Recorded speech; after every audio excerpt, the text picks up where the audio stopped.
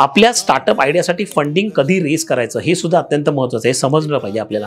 कारण फंडिंग आल्याशिवाय मी स्टार्टअप सुरू करणार नाही हे ॲक्च्युली मिसकन्सेप्शन आहे. कारण फंडिंग कधी घ्यायला पाहिजे आपण, एक्सटर्नल फंडिंग स्पेशली.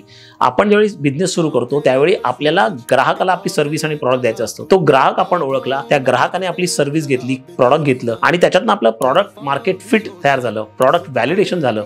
एकदा आपल्याला कळला ग्राहक कोण आहे, तर स्केल करण्यासाठी मी 4 ग्राहकाला विकलं, आता मला 400 ग्राहकांना विकायचं आहे किंवा 4 लाख ग्राहकांना विकायचं आहे. That is the time you should take funding. Growth capital ज्याला म्हणतात. त्याच्या आधी ज्यावेळी तुम्ही फंडिंग घेता त्यावेळी अत्यंत फ्रुगल पद्धतीने, म्हणजे याला कमीत कमी फंडिंग, मग ते अत्यंत जवळच्या मित्रांकडनं, ज्याला आपण बूट स्ट्रॅपिंग असं म्हणतो, किंवा आपल्या अगदी जवळच्या मित्रांकडनं फंडिंग, ज्यांच्याकडनं आपण भरोसा ठेवू शकतो, अशा पद्धतीने फंडिंग रेज करा.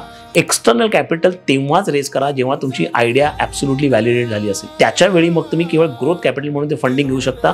याच्यातनं तुम्ही फार चांगल्या पद्धतीने ग्रोथ करू शकता.